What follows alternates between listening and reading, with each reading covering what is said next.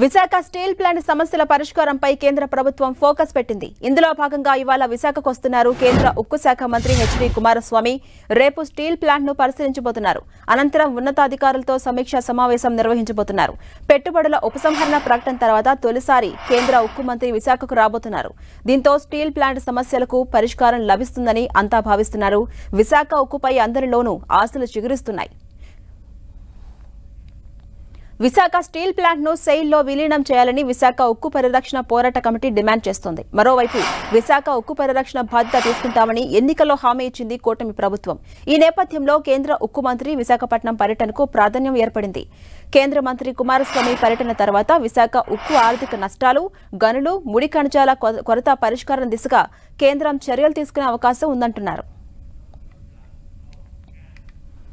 ఇదే అంశంపై మరింత సమాచారం మా ప్రతినిధి విశాఖ నుంచి జార్జ్ అందిస్తారు. జార్జ్, విశాఖ స్టీల్ ప్లాంట్ సమస్యల పరిష్కారంపై కేంద్రం ఫోకస్ చేసింది. ఇందులో భాగంగా ఇవాళ విశాఖకు వస్తున్నారు కేంద్ర ఉక్కు శాఖ మంత్రి హెచ్డి కుమారస్వామి. అప్డేట్స్ ఎలా ఉన్నాయి?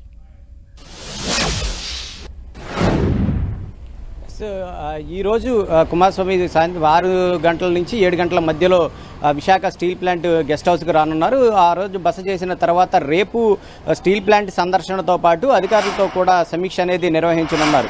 అయితే ఈ నేపథ్యంలోనే ఈ స్టీల్ ప్లాంట్ ప్రైవేటీకరణ అంశం, అలాగే ఇప్పటికే స్టీల్ ప్లాంట్ నష్టాలు ఊబిలో కూరుకుపోవడంతో ఆశలు అయితే రేకెత్తిస్తున్నాయి. అంతేపాటు ఉత్కంఠ కూడా కలుగుతుంది. ఇప్పటికే దీనికి సంబంధించి చూసుకున్నట్లయితే కనుక స్టీల్ ప్లాంట్ ప్రైవేటీకరణకు వ్యతిరేకంగా దాదాపుగా 3 సంవత్సరాల నుంచి కార్మికులంతా కూడా ఏకతాటి మీదకు వచ్చి దీక్షా శిబిరాలు అనేవి నిర్వహిస్తూ ఉన్నారు. మరొక వైపు స్టీల్ ప్లాంట్ సైతం కూడా తన మనుగడ కోసం యాజమాన్యం కొన్ని స్థలాలను ఏదైతే అమ్మకానికి పెట్టడం జరిగింది. అంతేకాకుండా వివిధ రాష్ట్రాల్లో ఉన్న గెస్ట్ హౌస్ని సైతం కూడా అమ్మకాలు చేపట్టడం జరిగింది. దీని మీద అనేక కోర్టు కేసులు కూడా ప్రస్తుతానికి నడుస్తూనే ఉన్నాయి. ప్రస్తుతం జీతాలు కూడా సకాలంలో చెల్లించలేని పరిస్థితుల్లో అయితే స్టీల్ ప్లాంట్ ఉంది. దీనికి సంబంధించి సైతం కూడా కార్మికులు కూడా ఆందోళన చేస్తూ ఉన్నారు. ఎందుకంటే యాజమాన్యం యొక్క నిర్లక్ష్యం కారణంగానే ఈ జీతాలు చెల్లించలేని పరిస్థితి ఏర్పడిందంటూ కూడా ఆందోళన బాట పట్టడం జరిగింది. మరొక వైపు ముడి సరుకుల కొరత, ఇవన్నీ కూడా అధిగమించడానికి కుమారస్వామి అధికారులతో సమీక్ష నిర్వహిస్తూ ఉన్నారు. అయితే ఈ సమీక్షలో ఏం చెప్తారు అనేది ఒక ఉత్కంఠ అయితే నెలకొని ఉంది. స్టీల్ ప్లాంట్ ప్రైవేటీకరణకు సంబంధించి ఏదైనా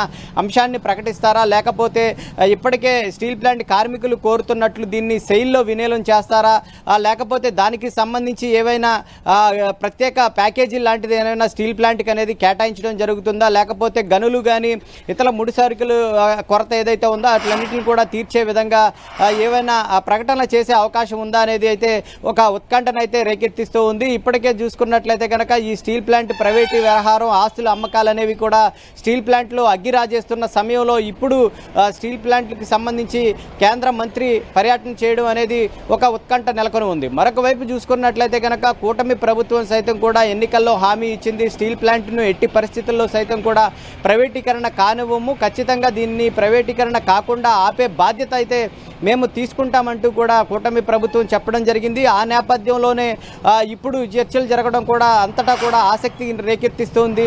స్టీల్ ప్లాంట్ మనగడుకు ఇప్పుడు చూసుకున్నట్లయితే కనుక ఇప్పటికే చూసుకున్నట్లయితే కనుక స్టీల్ ప్లాంట్ నష్టాల ఊబిల్లో కూరుకుపోతున్న సమయంలో కుమారస్వామి పర్యటన అనేది ఆశలు అనేవి రేకెత్తిస్తూ ఉన్నాయి. స్టీల్ ప్లాంట్ ప్రైవేటీకరణకు వ్యతిరేకంగా ఆయన ఏమైనా ప్రకటన చేస్తారా అనేది అయితే ఆశ అయితే ఉంది. ఎందుకంటే ఇప్పటికే అంటే ఈ రోజు వరకు కూడా స్టీల్ ప్లాంట్కు సంబంధించి కార్మిక సంఘాలంతా కూడా ఉక్కు పరిరక్షణ సమితి ఆధ్వర్యంలో ఇప్పటికీ సైతం కూడా దీక్షా శిబిరాలు అనేవి నిర్వహిస్తూ ఉన్నారు. ఎప్పటికప్పుడు సైతం కూడా స్టీల్ ప్లాంట్ ప్రైవేటీకరణకు వ్యతిరేకంగా వివిధ రూపాల్లో అయితే నిరసనలు, దీక్షలు, ధర్నాలు, రాస్తారోకోలు సైతం కూడా చేయడం జరిగింది. ఆ నేపథ్యంలోనే ఇప్పుడు స్టీల్ ప్లాంట్కు సంబంధించి ఏదైనా స్పష్టమైన ప్రకటన చేస్తే కనుక ఆ దీక్షలు సైతం కూడా విరమించే అవకాశం కనిపిస్తూ ఉంది. అంతేకాకుండా స్టీల్ ప్లాంట్ ఏదైతే నష్టాల్లో నుంచి లాభాల్లోకి అయితే తీసుకువచ్చే అవకాశం అయితే స్పష్టంగా కనిపిస్తూ ఉంది.